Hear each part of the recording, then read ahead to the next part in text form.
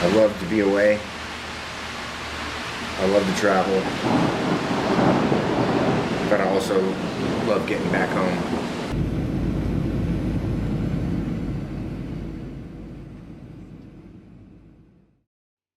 Welcome to the Doomed to Repeat It podcast, where we harvest hard-earned wisdom from the past so you can thrive in your life. Tonight, we're going to be exploring morale, leadership, lifestyle, and politics. Thanks for joining us and enjoy the show.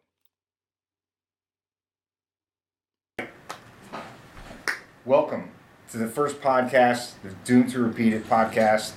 I'm your host, Chuck, and we've got Frankie. Frankie J.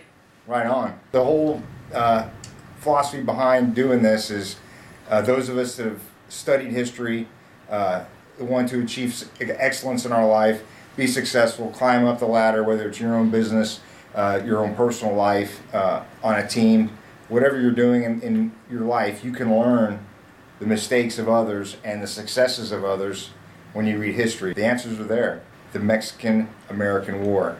Not a very well-known war for a lot of contentious reasons.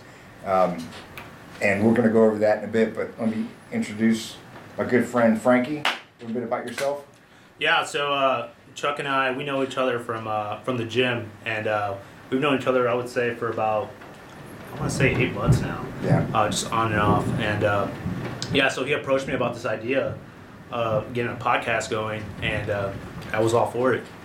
You know, I've never been a history buff myself, but I can tell you, whenever this guy's talking about history, and especially Marine Corps history, I'm listening. I want to know more, and so he has my attention, and he's able to make history. He's able to make it entertaining. So yeah, I'm all for it. Let's do this. Yeah, man. So let's just delve right into it. Little background on what's going on in America right now in 1846 to 1847. Polk is our president. Yeah. As you can see, it's typical Houston weather. Afternoon thunderstorms, baby. So Polk was our president, and he's a Democrat, he ran on a campaign of expansion. And the whole philosophy back in that time period of our pubescent America, very young nation, was a manifest destiny. Those of you who remember elementary school and high school history, supposedly God had his eyes on America, and they wanted us to have a coast-to-coast, sea-to shining sea, expansion. So this is part of it. That's what's going on. Texas gained its independence in 1836, and it was its own republic for quite some time. And now Texas has just been annexed. In Congress, there was a big argument why they should have had Texas become a state. Slavery is on the horizon, and annexing Texas as a state pushed the slavery issue, and actually after this war, the Civil War was imminent. Okay, so half of Congress wanted Texas to be a state, half of them didn't. The other reason why they didn't want to annex Texas as a state is because it was Mexico, as far as a lot of people were concerned. Mexico had most of California and Texas and all the land in between. They are also our neighbors, and they are a budding republic. They just became independent in 1825, so they're a new republic as well. And but we as a country, very aggressive, want to take as much land as we possibly can. We had a bigger vision. Yeah, we had a big vision, right? So that's how Polk. That's Polk's philosophy, and so I'm not going to talk about the California campaign. It's a 2-year war. We're going to talk a little bit about what happened in the North and what started the war with Mexico. Okay. With Zachary Taylor. He was War of 1812 general, or he was a War of 1812 veteran, as most of the leaders are. In this one, we're going to talk about them. But his personality is he's a landowner and a slave owner. But he's one of those generals where he was a soldier's general. Mm-hmm. He, no kidding, dressed like a normal dude. I mean, the joke a lot of times in his armies where he'd be at his tent or whatever near his staff, and people would come up and ask him. They thought he was like the general's servant or something, because he was dressed, just in normal garb and a straw hat. It's like the general's busy right now. I see. So a lot of people he didn't look like a general, but he was very well loved and respected by his men, and it wasn't that spit and polished. Very effective leader. So for his position, he was underdressed. Yes, he was very underdressed. So, long story short, he had the largest army at that time in America, in South Texas. They came from Louisiana, spent a little bit of time refitting in New Orleans, and then went to the Nueces River. The Nueces River is near Corpus Christi, Texas, and that was the other contentious point. The Mexicans and Mexican government said the border after the war with Texas, after they got defeated at San Jacinto, they thought the border was the Nueces River. So all of the lands south of Corpus Christi was Texas. The United States and Polk argued that no, it was the Rio Grande. So depending on the source, that's he was right. Yeah. So what happened was Polk was like, all right, we're going to go into the contentious territory. General Taylor, send your army down to the border of the Rio Grande and prepare for war. Oh, wow. So at this time, Polk and the Democrats are arguing for war with Mexico, and what happened was there was some aggression with artillery barrages down on the border, and Polk said, hey, the Mexican army actually attacked us first, and that's also contentious. So we basically provoked them into shooting the first shots, and that's what started the war with Mexico. So now Polk goes to Congress, it ratifies, yeah, we're going to go protect our interests, and that's how we went to war. That's how it all started. So he instigated it and got Congress to approve it. Yeah, fake news back in the day, that's right? So his own version of social media. That's right. And again, I'm just going to gloss over what's going on in the north there. So basically, Zachary Taylor very famously went to Monterey, which is a town between Texas border and Mexico City in the mountains. There was a big battle there. I'm not going to go over that battle, but he was victorious there and defeated most of the Mexican army there. Now, the contentious part, and this is a common theme throughout this whole story. So Polk was not only a very good commander-in-chief, he orchestrated this whole war from Washington, and he was very, very, very good at it. Even though he didn't have any military experience, he was just a militiaman in his state of Virginia, but he was a very adept and successful commander-in-chief. So what he did with Taylor, because Taylor was from the opposing party and he was extremely popular with the people, he took Taylor's army away from him after the big success in Mexico and gave it to General Winfield Scott. General Winfield Scott is another famous figure from the War of 1812 and very competent, straightforward, well-disciplined general of all their forces down there in Mexico. So back those days, they had regular troops and they had a lot of volunteers. So what happened was that Polk made Zachary Taylor give most of his professional troops, most of his army to Winfield Scott, who became the ground force commander for the rest of the war. Taylor is just like, all this for that? You got to be kidding me. So he was in charge of a small portion of mostly volunteers and some regulars. And not only that, the coup de grace, after all these successes, he made him a sub-general under Winfield Scott. So the rest of the war. Field promotion. He got a field demotion. Oh, really? Yeah. So remember, Taylor was the old farmer from Kentucky. He was very successful, very popular with people, and then he had the big victory in Monterey, which was the first real victory in the north. And now we're poised, because we've defeated the army once, we're poised to go into Mexico City that way. So I'm going to talk about Mexico City last, and then we're going to go over to the Gulf of Mexico, because a lot of stuff went on in the Gulf of Mexico and the Bay of Campeche and the east coast of Mexico for the remainder of the war. But again, Polk pitted his two, most famous generals against each other. So now Taylor, he's got, again, a small army and is ordered just to stay in Monterey. But he doesn't do this. He has another couple of very, very successful battles at Buena Vista just north of Mexico, and then just north of Mexico City with his ragtag army, while Winfield Scott enjoys the lion's share of the army. Okay, so that's kind of what's going on with us. So lesson learned there, you can put out. When you get high up into, any organization, you got to play the politics. You got to play politics, and you got to be able to take care of your own and look after your back. Even if you're successful, like Taylor was, made this huge success. If there's ulterior motives, right? I mean, that can be taken away from you, right? As it was for him. So, those of us in organizations, I've seen it happen in business, and I've seen it happen in the military as well. So, these things happen, and if you're aware of it and you can get in front of it, you can do it. But now in Taylor's defense, what he did, he was told to stay put, but he didn't stay put. He went and took his ragtag force and made another big successful battles against the Mexicans, and took even some more land while he was supposed to just stay put. Right. So Polk was thinking future, for the Democratic Party, and he didn't want him to run for president. And oh, by the way, spoiler alert, Zachary Taylor did run for president and won the presidency. Oh, no kidding. Despite all this noise. I guess the fake news didn't keep him from becoming president. So yeah, he was our 16th president. No kidding. That's pretty cool. Yeah.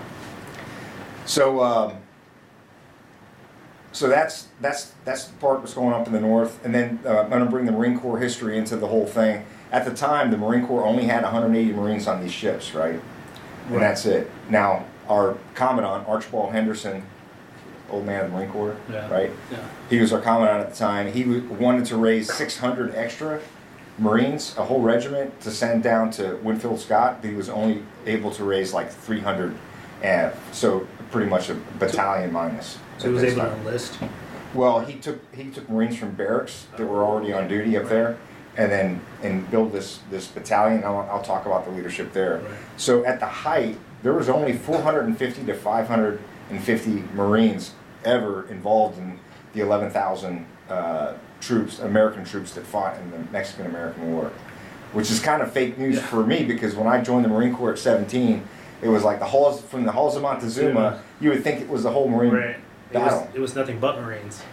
And Winfield Scott and how Taylor was slighted. Now he's going to do his thing. We're going to get back to him, but we're going to concentrate at the war at sea within the Gulf of Mexico and the Bay of Campeche, because we need to be able to get our forces, take the eastern coast, and come aboard. We talked about Commodore Connor. You did? Commodore David Connor, spit and polish, War of 1812 veteran, taken prisoner. He was injured, and his injuries from that war, affected him even now as a Commodore of the largest fleet, that's called the Home Fleet in the Gulf of Mexico. And the amount of ships is anywhere between 40 and at the height 80 ships total. And at this time in our history, we've got more ships actually and equipment than we can raise manpower. The economy is kind of pretty good, so it's really hard for the Army and the Navy to raise forces back in the States, even if they are being paid. So they count a lot on volunteers and whatnot. But Commodore Connor, he is very cautious, very meticulous, very competent seaman, kind of a peacetime. He hadn't seen combat in over 30 years, and kind of a really good organizer. On the other hand, contrast Commodore Perry, Matthew Perry. This guy was not only a great warfighter at sea, he was also a doer. He was the first steamboat captain, and back in those days, that was the highest technology of ships. So he knew a lot about steam, and he actually designed the steamers, the Mississippi and the Missouri, and he was going to be given command of the Mississippi. So his contribution wasn't just a manager and warfighter. His contribution was a doer, builder for the Navy to get the Navy to the next level with their tactics and their equipment as well. So, and he was also well loved by his sailors. They called him Old Bruin, and I guess Bruin is like the old brown one or something. I don't know where that came from, but in all my readings ring the same with him. Great reputation among sailors, very aggressive, in combat and just a go-getter. So he wants. Oh, and by the way, he's kind of a politician as well. So he wants this command of the home squadron, Right. and he wants to get down there. So we'll just go ahead and jump right into it. The duty of the home squadron basically was to blockade all the eastern ports for Mexico, because Mexico is doing trade with Europe as well. So you've got Brits, Frenchies, you got that's not politically correct. Right. So the Brits and the Français, the French. The French. There's a lot of European countries doing business in Mexico. So the blockade is really very boring for the sailors. I mean, they're just keeping people from coming in and out of the ports, right, of Mexico port. So what is this doing? It's about $500,000 for the Mexicans that they're losing in revenue for tariffs Right. and whatnot, plus all the business, international business. So the blockade is very boring work, but Commodore Connor was very successful at doing this, but it wore on the sailors. So there were some times where he wanted to go into some aggressive attacks of some other ports, and there was one excuse after another. There was the storms. My crew was sick. We're not ready. And he tried some of these attacks, and nothing really panned out for him at all. Which news gets back to the States. That doesn't make good for good news, and it's not good news for Polk's re-election either, and for his party. So all this kind of rolls in together. The news, even though it's very slow getting back from the battlefield to Washington and back to the States, it's still very, very important for the for the presidency and his cabinet and the Democrats. Okay. So that's what's going on with Commodore Connor. And again, if you've been on ships, I have. Yeah. So I love the ship and I hate the ship as a Marine. So we were mod locked, I guess, for 60 days at one time, and it's so monotonous, and it's so monotonous for the crew. And this is the kind of leadership challenge that he has and his men have, and over time it just erodes. And what also piles on to that erosion of morale and erosion of discipline was these failed attacks and these excuses why we can't take these ports and take these towns, because now we're at war with Mexico. It's just not transpiring. I'm just going to read one little passage here. There was a futile attack and an unsuccessful attacks on Alvarado on July 7th, 1847. Another attack was executed on August 6th, 1847 by the Cumberland, and that was the flagship. So, Connor's on that's the ship that he's on, since he's the commodore of the whole fleet. They attacked for about an hour that evening, then signaled the fleet to cease fire. So all this boredom, they're finally getting to the fight, and then, after just an hour worth of fighting, Connor pulls back. And to his credit, being very short on manpower and having this huge area to cover with his small fleet, it's a relatively small fleet. He wants to save his ships. He doesn't want to lose any ships because there's storms, and he's losing some to storms and whatnot. But so, to his credit, preserving the fleet is very extremely important. But again, troops are at war. They want to get on land, and they want to take these towns, and they want to do what they joined the Navy to do. They don't want to sit and scurvy was a big problem too, because getting goods to the fleet was problematic. Even though it was the Gulf of Mexico, it was very hard to get, or it took a long time for them to get refitted with fresh fruit and things like that. It's not like today. Yeah. And then the weather, especially during the summer months, they called them northers, storms. So that hampered him as well. But again, Perry had to deal with the same things, and the storms were there, but he was more successful in attacking these towns and actually taking them once he took over.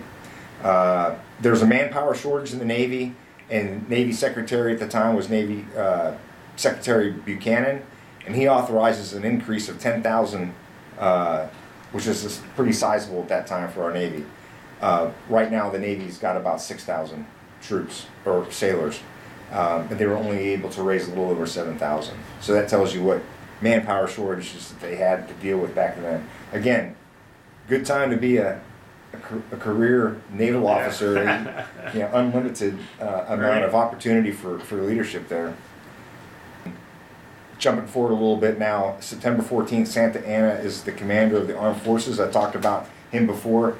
So he talked his way for Polk to allow him to pass through Connor's blockade. Mm-hmm. So he was able to land in Mexico, and now he's the force commander, the general in charge of all the Mexican troops.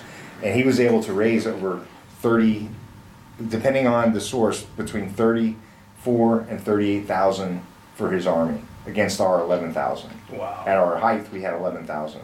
So again, getting back to the lack of morale and, some say toxic leadership of inaction and whatnot. Again, blockade duty is hard, but he was supposed to take some towns. He was supposed to take some extra ports, and that just never transpired. And it was, again, the excuse for the weather was the weather. It wasn't the right time. He would attack or delay the attack and then and bring his troops back. So there was never any traction there. And he actually, when they flew a yellow flag back in those days, hang a seaman. So there's this one seaman, Samuel Jackson, who disrespected one of the officers and very blatant disrespect. So he decides to get the troops back in line to keep his fleet in line. Right. Because there's a lot of grumblings. He hangs this sailor for lack of discipline and disrespect and insubordination. So the yellow flag was hauled up, and then in front of everybody, the sailor was hung. Like the last thing you want to do as a leader, right, with you got your units with bad morale, right? Yeah, saying one of your own. But then, again, he was trying to take charge and get his military back in order, because apparently they're not doing it. Yeah, and that's just the tip of the iceberg. If he's got to do that tip of the iceberg, it's just wearing on morale like crazy. So what if you were in that position? What would you have done? I would have been default aggressive. I would like to think that I've done that, but my past and my history, I've kind of done that, gone outside of the box and taken action before I had the perfect plan. And once I've decided on a plan and decided on a go time, that you go with a project or whatever, and you don't go back and come back, because especially if you've got people following you, it's just the worst thing. Right. So, if the discipline was that bad and morale was that low, I would get my mid-level leaders, some of my senior staff NCOs, bring them all together and say, "Hey, Bubbas, what do we need to do to fix this? And whatever I did before, how can I repair it?" And they want to surround yourself with yes men, because you're never going to get the truth.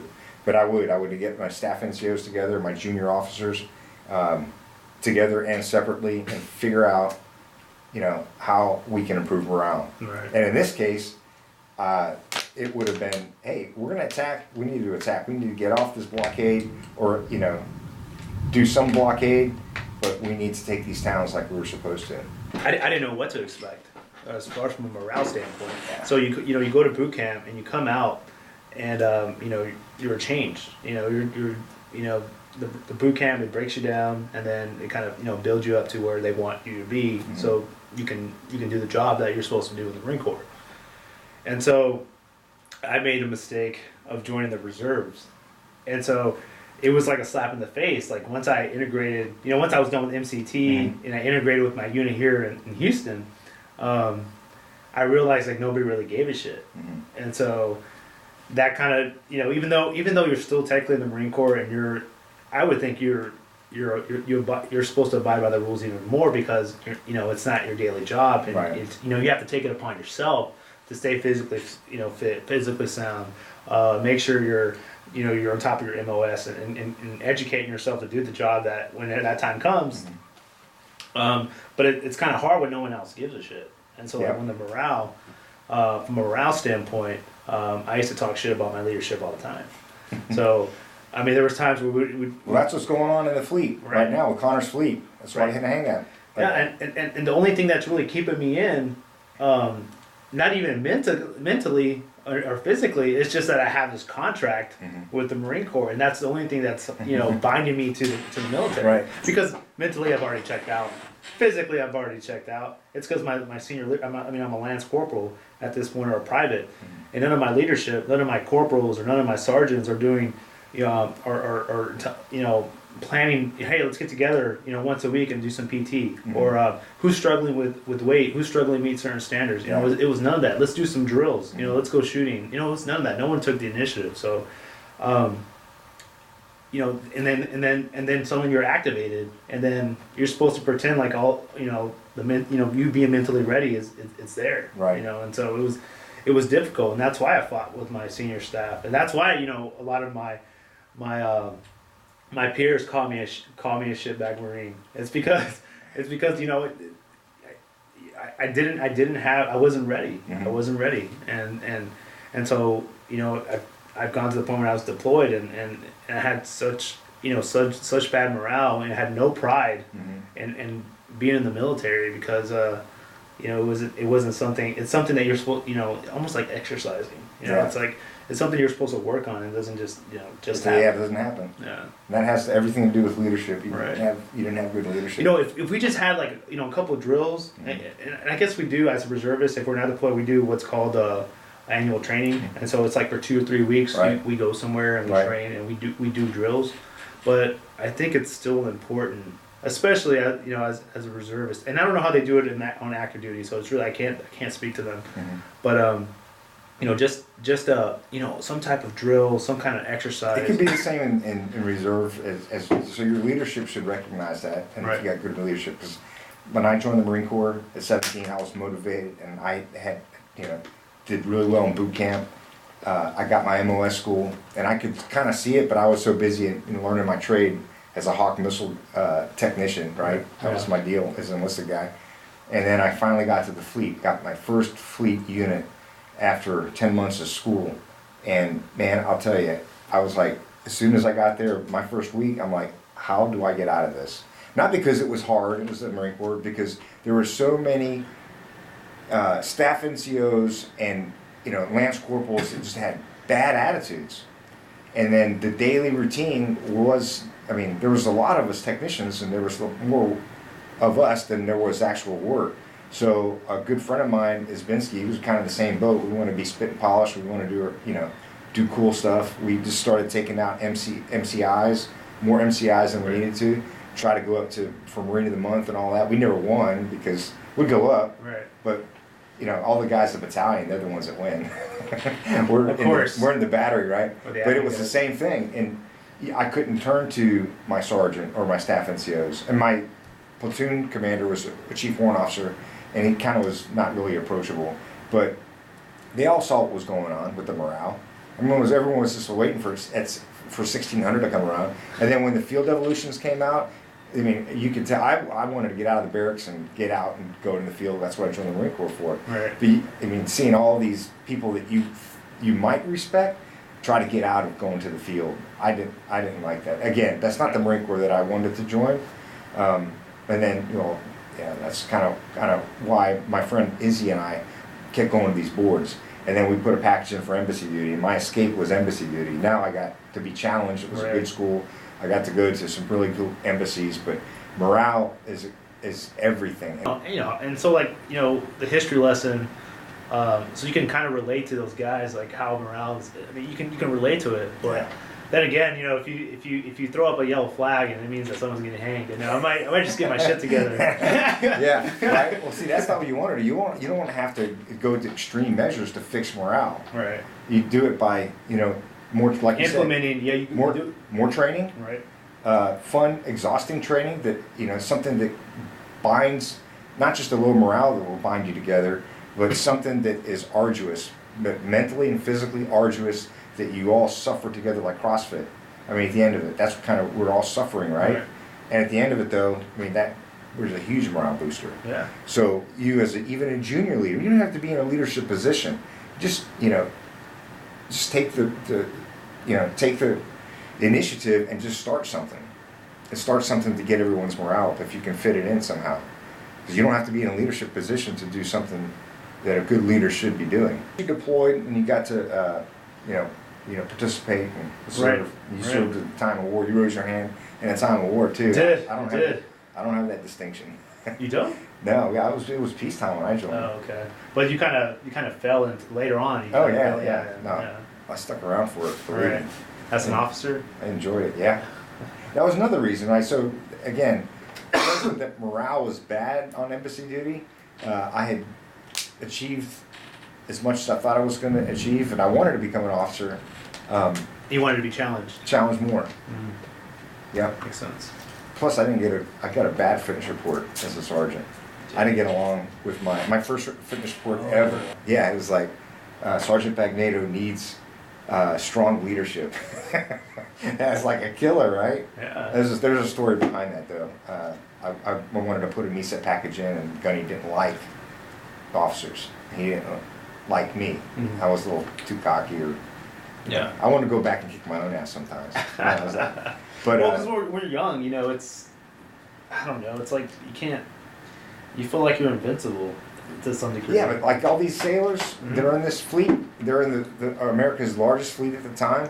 They want to get some. They want to go get after it. Right. And they're in this blockade duty. And these guys are, 13, 14, I read 15, 16 years old. Yeah, some of them. But some of them are, like in their 20s and 30s, and they want to get after it. All right. And they get an opportunity and they come back. But now the guys under Perry, they're getting after it. And they're doing some great things to build morale. Yeah. So that's something that you could take in any business. If you're running a company or business, and you've got a team of 4 to 6 people, and obviously their morale is low, get them together and say, hey, figure out what's going on and how you can fix it. Because you as the leader, you're responsible for their morale. Yeah, that's one of the things I still have challenges with business today is hiring the right people.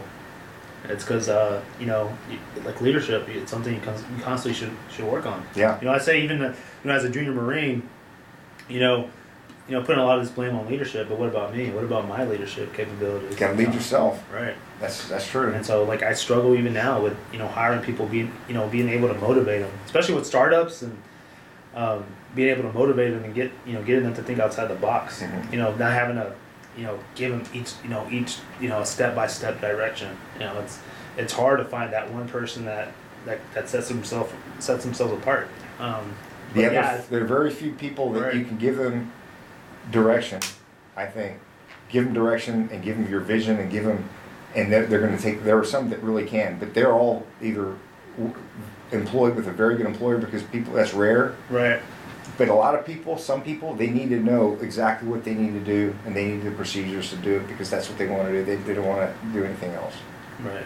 And that's okay, as long as you recognize it. That wears on morale. Yeah, I couldn't do that.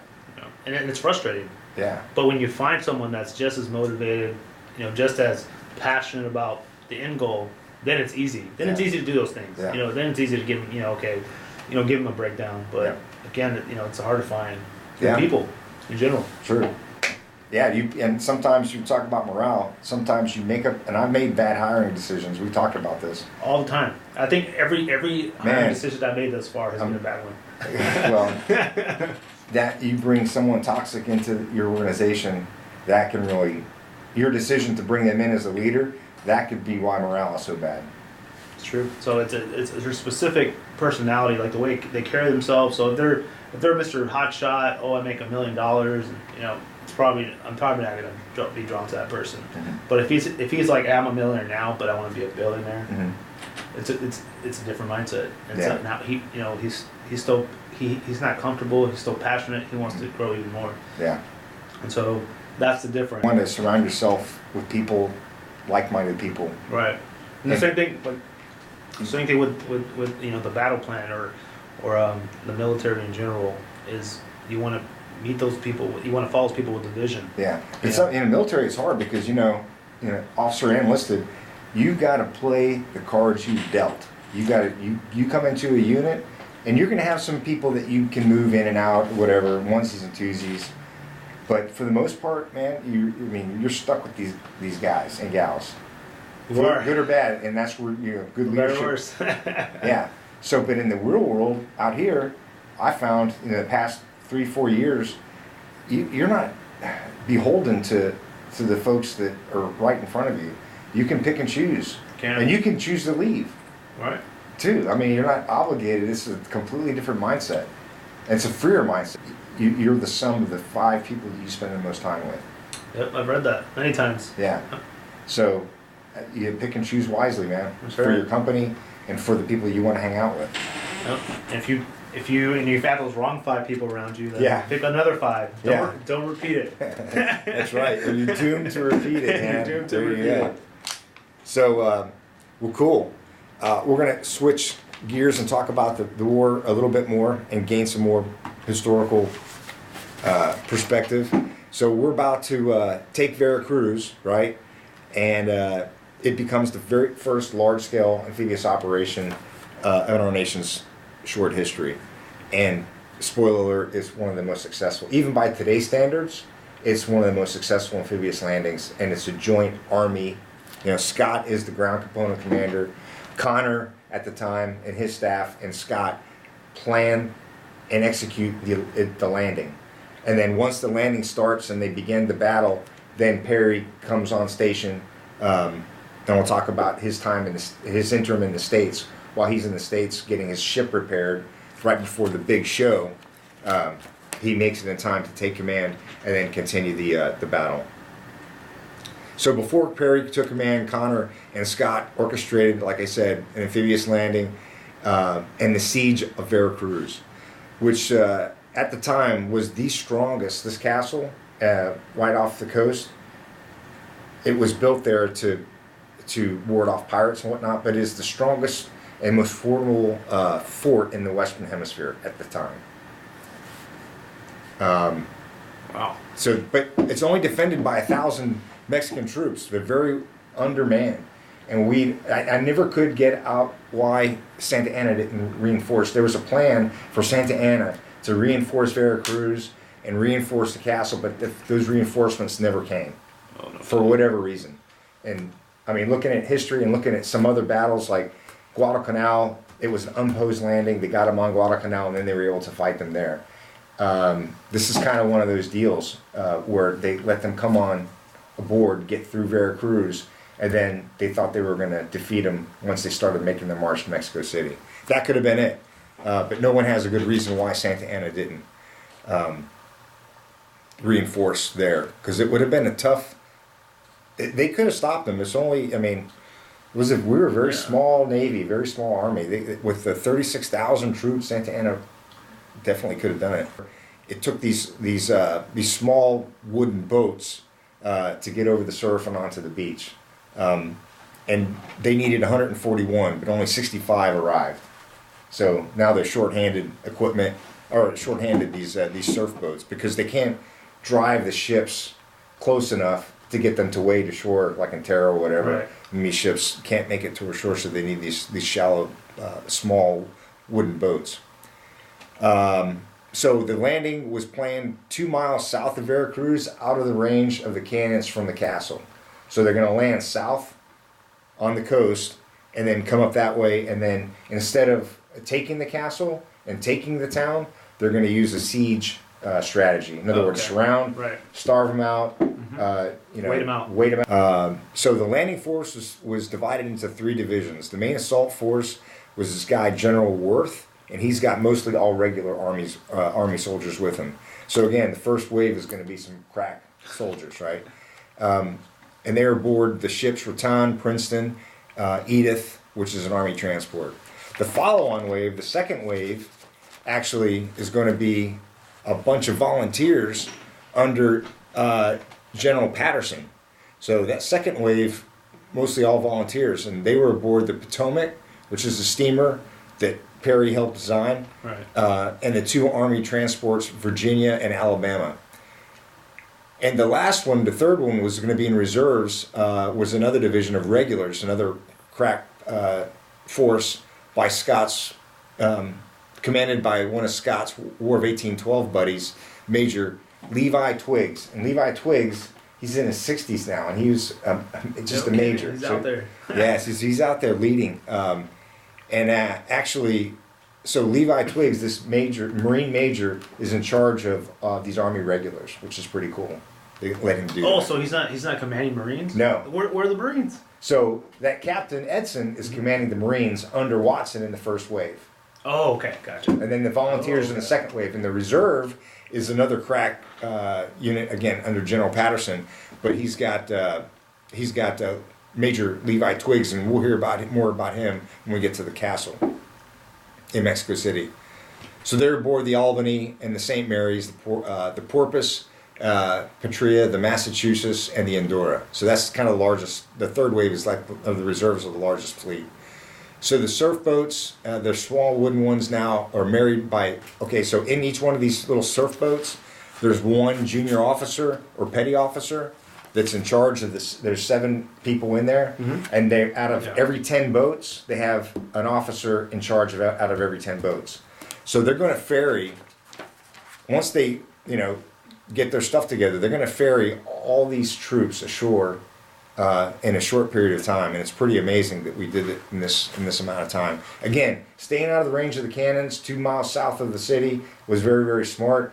But Mexico, they had infantry, they had horse, soldiers and whatnot. So they were still expecting an opposed landing. So they got the fleet ready. All the ground component commander, General Winfield Scott, on all his generals in all 3 waves, everyone's ready. They got the 65 boats. They got the loadout plan. Everything is good. On the 8th of March, they're getting ready to go. Connor says, I think there's a storm coming. We're not going to go.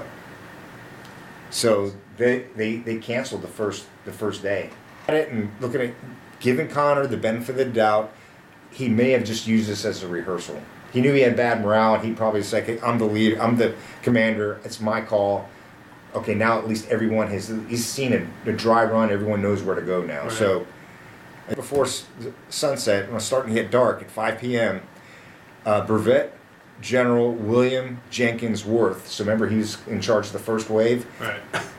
He's the first one to jump in the water out of the small boats and water up to his armpit with his rifle above him. And he was the first one ashore. All 2,595 men waded ashore from that first wave with all their accoutrements and the ammunition above their heads. Still no fire came from the enemy. So they were probably like, oh, man. So at this point, no shots are fired? No shot, but they're out there. They're watching 2,500 people on the beach? Yeah, that's only the first wave, right? So still no fire. Mexican cavalry could be seen again, but no shots were fired.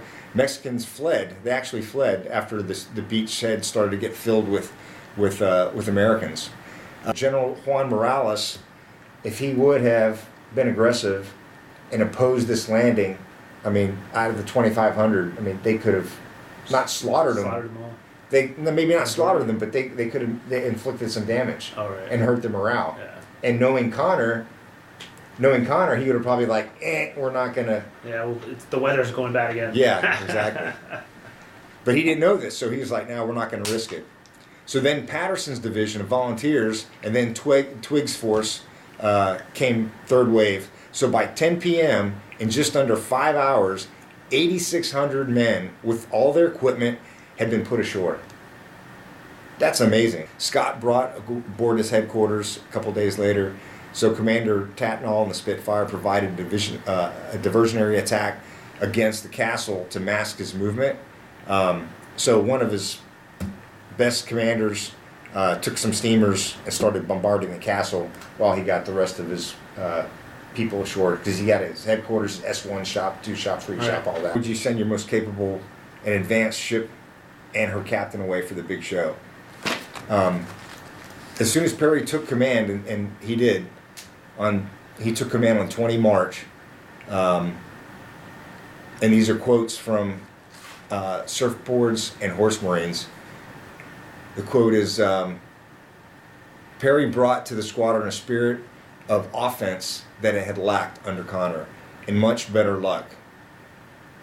I don't believe in luck. I put bullshit for that one. Perry and men like Perry make their own luck. Right. They're prepared, he's technically competent, and he's aggressive. He's default aggressive.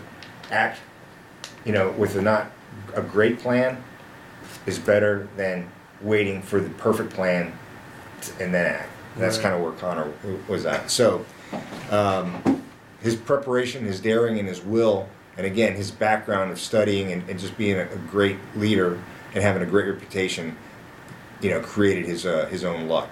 So as soon as Perry took command, things started to happen and change. There was another storm, and several ships were in trouble right after the landing happened. Perry took his Mississippi, so most advanced, one of the largest ships, up to rescue the crew and save survivors at this time while the siege is going on. So inter-service rivalries began. Scott was to defend and polish the reputation of the Army, while Perry willed the same thing for the Navy. So landing force there, Scott, wanting to make sure the Army gets a lot of the accolades they're going to be doing the preponderance of the fighting. And Perry's just like, hey man, we're part of this gig too. And you know what? I've been on 3 Marine Expeditionary Units. I was on the 26th MU on the Nassau, the 22nd MU on the Wasp, and the Essex out in the Western Pacific on the 31st MU. Not much has changed. Not much has changed. Dude, the Navy and the Marine Corps, I mean, even if in the best of times, you could feel the tension. Yeah. And rightfully so, rightfully There's always so. this inner competition. Inter-service rivalries, man. I'm telling you. The pride. Yeah, it is the pride. But that's the way, great teams are built. And again, Scott and Connor executed one of the greatest, again, by today's standards, one of the greatest, most successful amphibious landings in history. It's pretty cool. So there was another storm. Perry took the Mississippi, again, rescued. Scott was short of cannons. Oh, good. Here's the thing. So Scott on shore, he's short of cannons and needs more from the Navy ships. So they would, back in those days, they would take the cannons and then, put them in these small wooden boats and carry them to shore. They're 2,000 pounds, 3,000 pounds. They did this all by hand. Right? I just picture like a group of lance corporals, privates. Yeah. Mount them on their backs. And we're going to talk about that because there's a lesson in there. We're going to talk about fitness. We brushed on that earlier. But you're right. That's exactly what they did. They hauled these cannons ashore. So after a short meeting, Perry's like, yeah, certainly, General, but I must fight them. So in other words, he's like, hey, you can have our cannons. We'll take them off the Potomac, the Mississippi, all of our big gunships. We'll let you use these, but our sailors are going to man the crews. So he took all their, the cannons that they could spare, and 200 sailors that manned these crews on the ships. And talk about a morale booster, man. It's like, yeah, get me off the ship and be part of the land force commander under an Army unit. That would be awesome back in those days. So they did. They hauled off 200 sailors, all these cannons, and I'll go over the cannons. It was 2 32-pounders from the Potomac, 1 32-pounder from the Raton, and 3 8-inch guns from the Mississippi, Albany, and St. Mary's. And again, these aren't the small little, wagon-sized cannons. These are big, freaking heavy guns, and the ammunition, and all the equipment to load, unload, and maintain them. Cannonballs. Yeah. So on the 21st of March, General Winfield Scott to his staff, we, of course, gentlemen, must take the city and castle before the return of the vomito, and that's the yellow fever. So summer's coming, and every, anecdotally,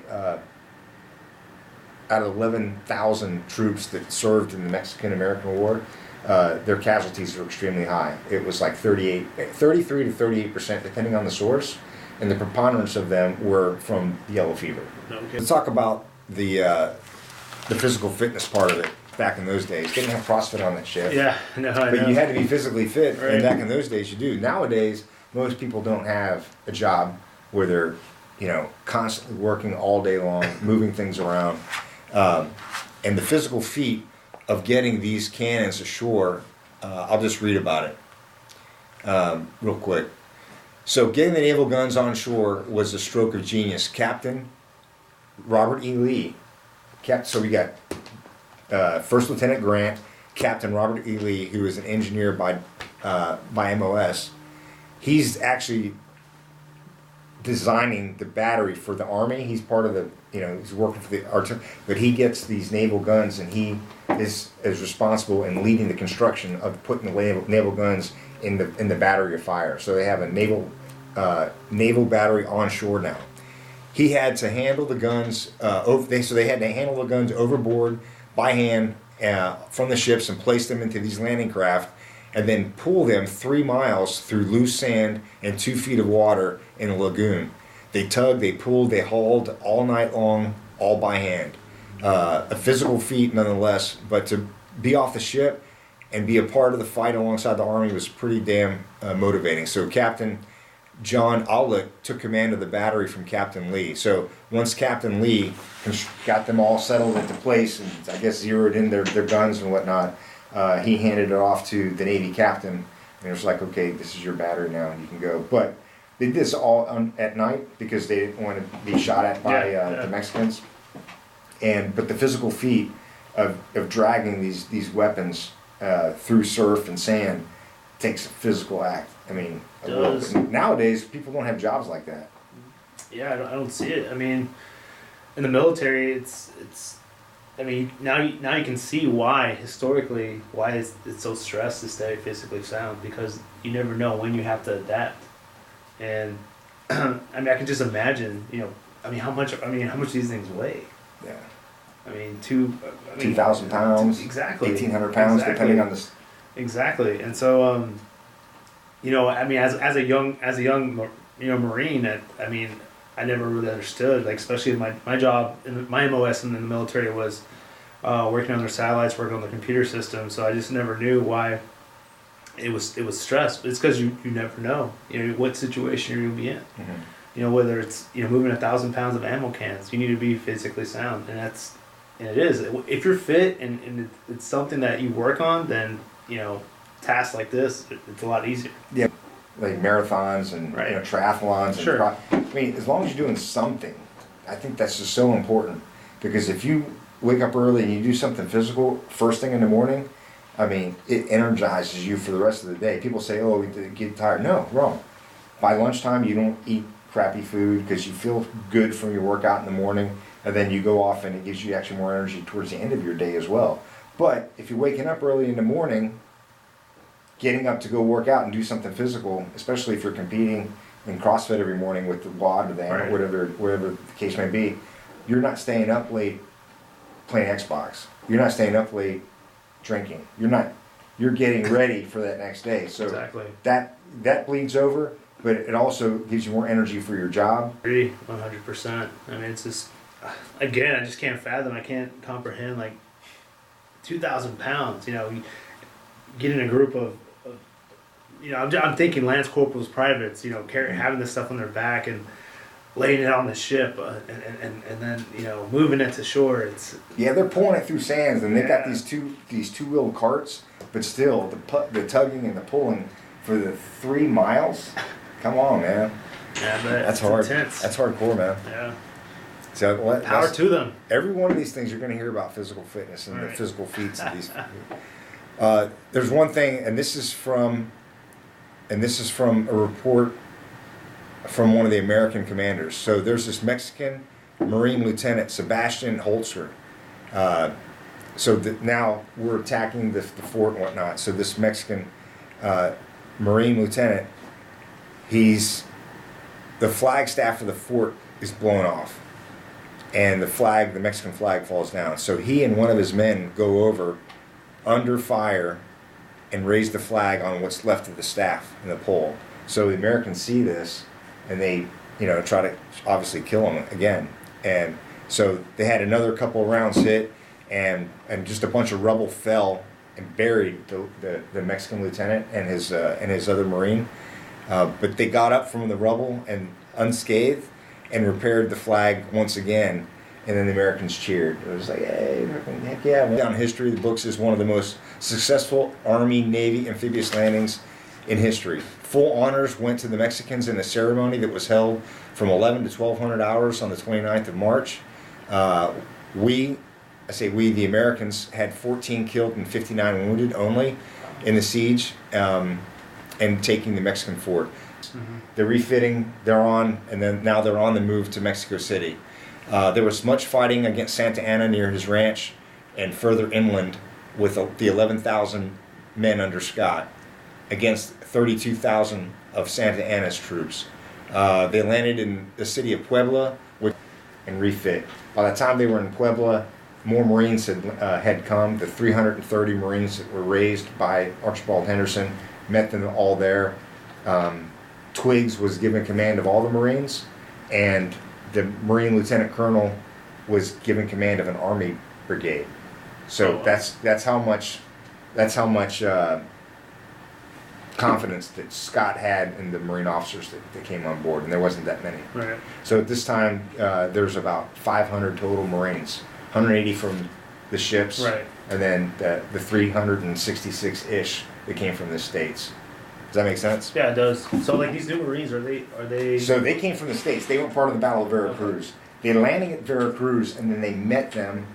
These extra Marines met them in Puebla. And Puebla is just south east of Mexico City. So so Scott's forces went to Puebla and battled their way there, and then from there to refit and get ready for the taking of Mexico City. And all this time, we're negotiating with Mexico. Polk is negotiating, and we're going to pay for the border. We're going to do this, a lot of different things, but eventually we take Mexico City.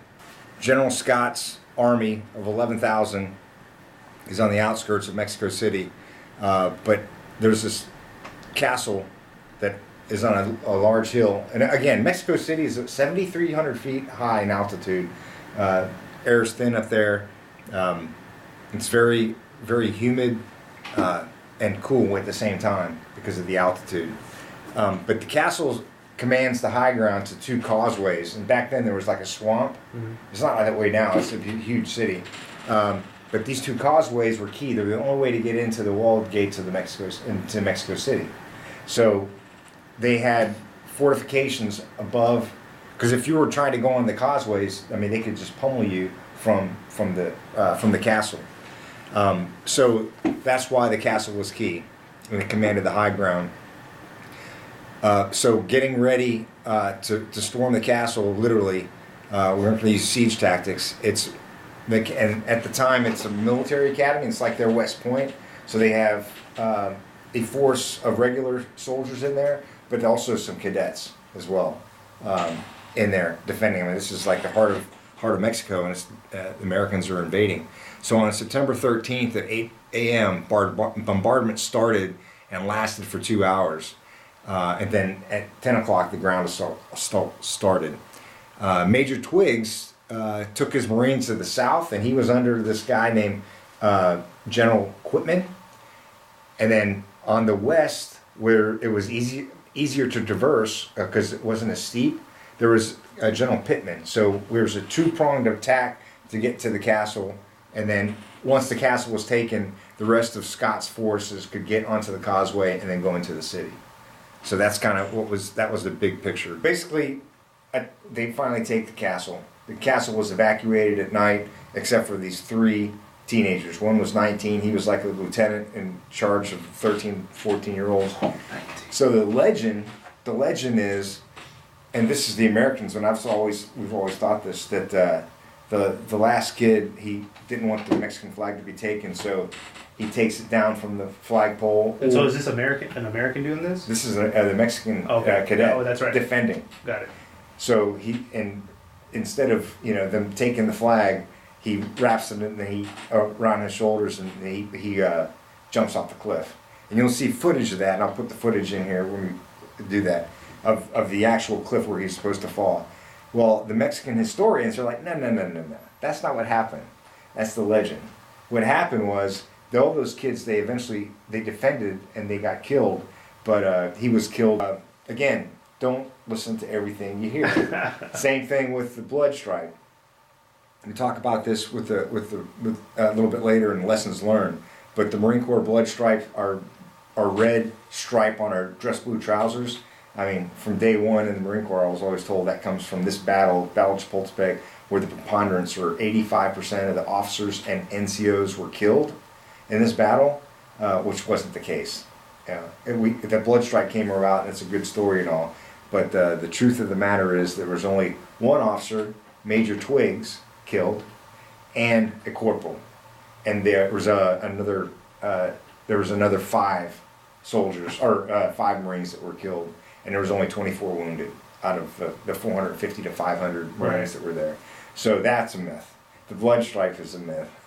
Blood stripe is bullshit. Yeah, right.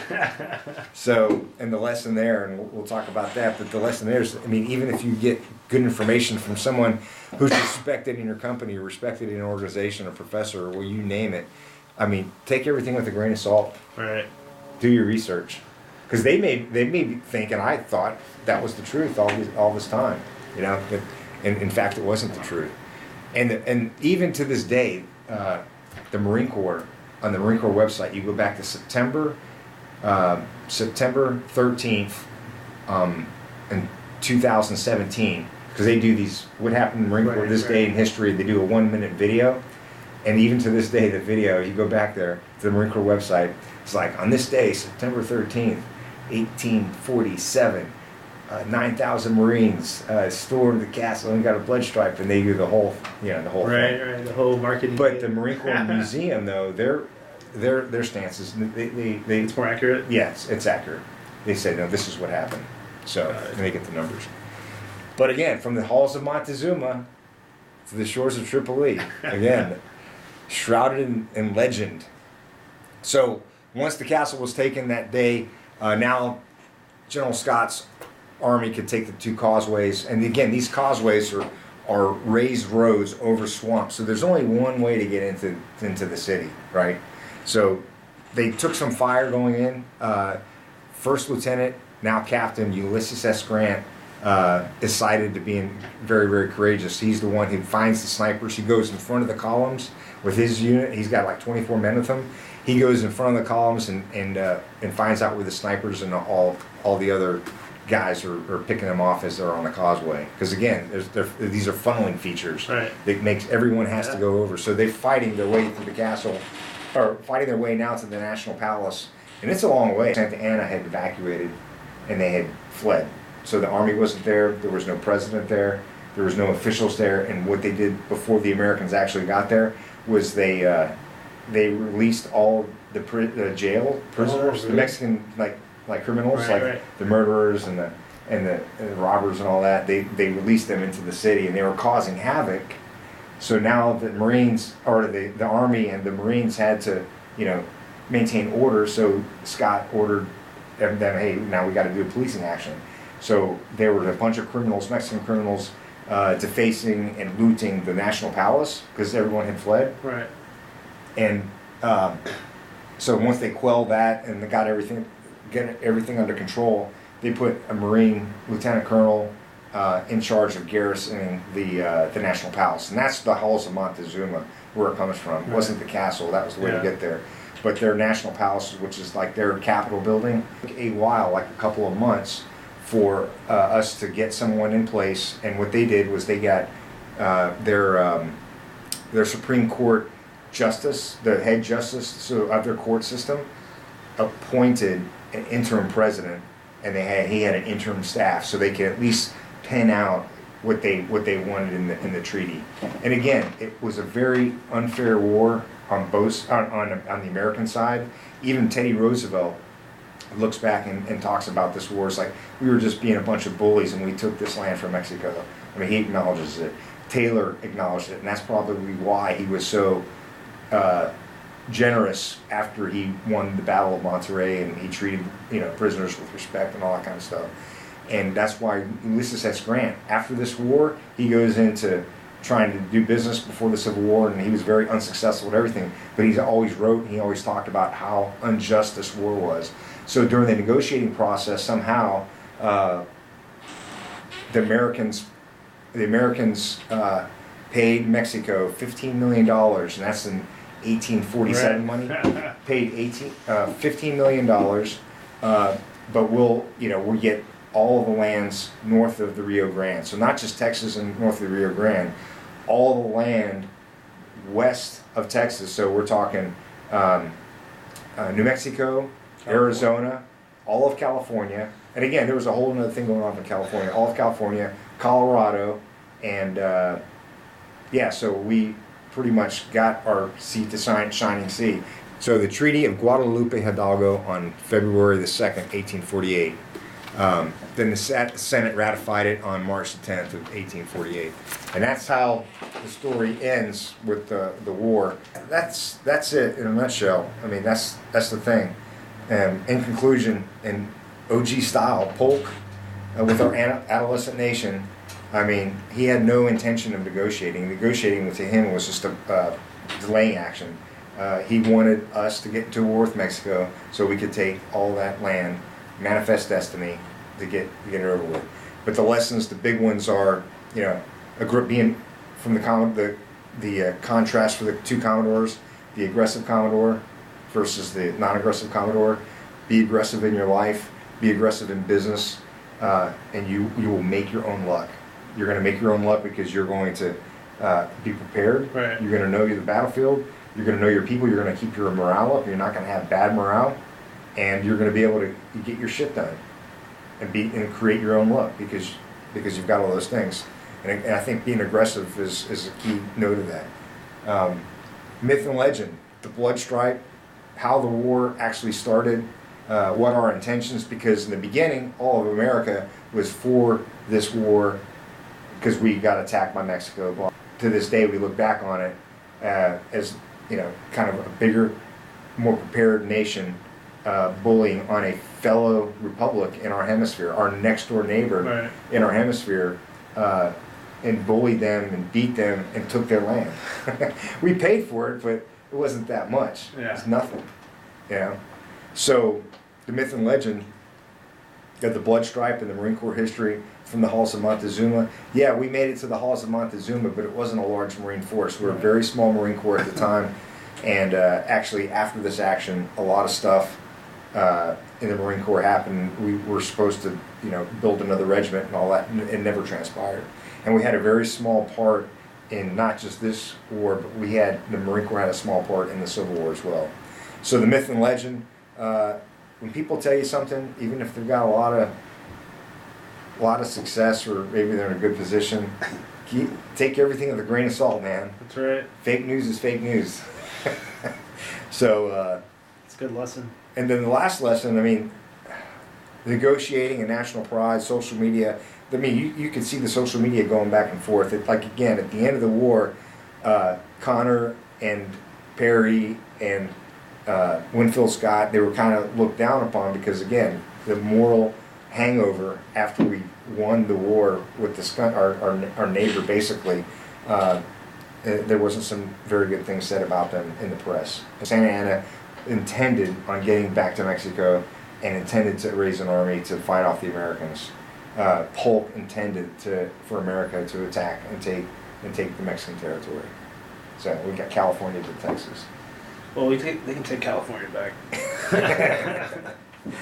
You know what's interesting is I've always felt like a responsibility to learn more about Marine Corps history, and so just just hearing this story, it drives me just to want to look at that history and learn more about it.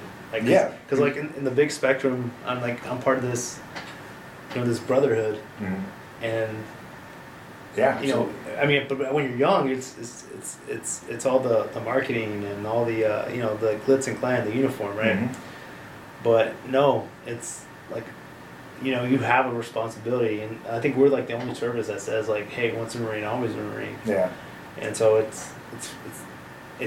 I think that's a detriment, though. I always say, you never call yourself a former Marine. You're always once a Marine, always a Marine. Yeah. Some people don't they can't let go. They just can't That's let go. And you gotta let go, man. Yeah. When I retired, part of my retirement speech was, it doesn't matter if you do 4 years or 40 years, even the commandant, everybody takes off the uniform eventually. And you've got to go live your life, whatever the life you live. Yeah. And that, I mean, we could talk about military transition, but it got a lot of Marines and sailors and airmen and soldiers. They don't let go of what they did in their time in service, especially in wartime. You got to let it go. It's part of your story, and for some of it, it's a big part of our story. But to let go of those limiting beliefs and learn new things and learn how to walk and talk and act and be successful amongst the 99%, that's the successful transition. Yeah, so from Frankie and Chuck, thanks for joining us. Good luck in your endeavors. Be humble, be aggressive, have a plan and execute it. And don't give a fuck what the haters think, man. Own that shit. We hope you thrive at the individual level, the team level, and your organizational level, and kill it. So learn from these history lessons, or you're doomed to repeat it. Peace. Later.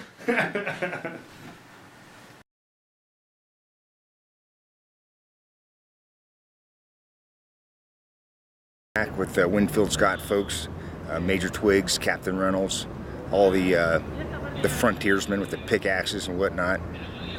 Basically got in behind enemy lines, took the castle, and Pillow's division and Quitman's divisions were able to get over the wall, and by nightfall the castle was evacuated by the Mexicans. So General Winfield Scott, portly General Winfield Scott, still a great leader, general, climbed up the stairs to write his capitulation letter. And at the same time this was going on, fighting continued in California.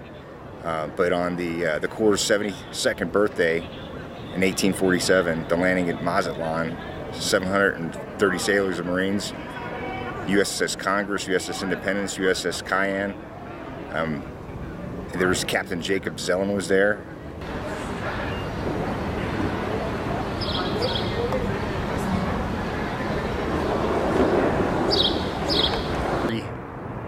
Or actually the 6 monuments. You can see the 6 monuments of the 6 heroes of the battle down there, facing generally north of downtown Mexico City from the castle. And they jumped off here down on the sides. So